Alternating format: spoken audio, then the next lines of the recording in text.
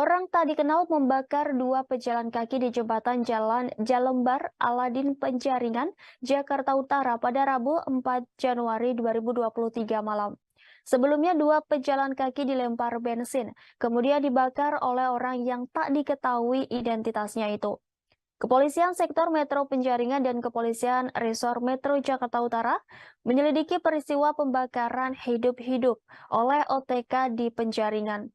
Kedua korban merupakan warga Penjaringan, masing-masing seorang pria berinisial S 40 tahun dan wanita berinisial D 39 tahun.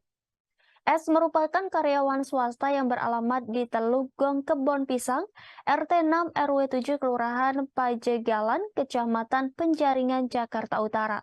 Sementara dia adalah seorang ibu rumah tangga, warga Jalan Jalembar Ilir RT 12 RW 11, Kelurahan Jalembar Baru, Kecamatan Grogol, Patumbaran, Jakarta Barat. Kepala Satuan Reserse Kriminal Polres Metro Jakarta Utara, Arjun Komisaris Besar Polisi Febri Ismanjaya mengatakan bahwa peristiwa terjadi sekira pukul 19 waktu Indonesia Barat. Adapun kronologisnya saat itu ada dua orang tak dikenal dari arah berlawanan menyiramkan bensin dan membakar es kemudian sedikit mengenai D yang berada di dekatnya. Dalam kondisi tubuh terbakar, korban S menceburkan diri ke kali. Kejadian itu membuat warga sekitar panik saat rombongan warga berusaha menyelamatkan D dengan berupaya memadamkan api. Pelaku pembakaran melarikan diri.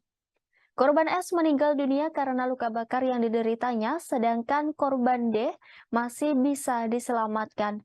Korban D lalu dibawa ke Rumah Sakit Duta Indah untuk menjalani perawatan medis, sedangkan S dibawa menggunakan mobil jenazah ke Rumah Sakit Polri Kramat Jati untuk kepentingan autopsi.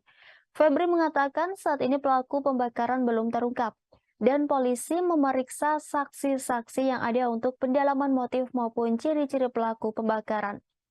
Namun belakangan pelaku pembakaran hidup-hidup di jembatan Jalan Jalembar ini terungkap. Pelaku berinisial MR yang diketahui sebagai suami D, salah satu warga bernama Sairin mengatakan bahwa beberapa saat sebelum terjadi penyiraman pelaku sempat berteriak kepada korban. Keterangan ini Sairin himpun melalui cerita adik D yang ia ajak berbincang. MR langsung melarikan diri tak lama setelah melancarkan aksinya.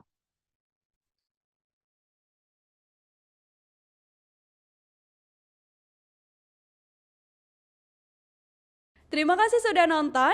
Jangan lupa like, subscribe, dan share ya.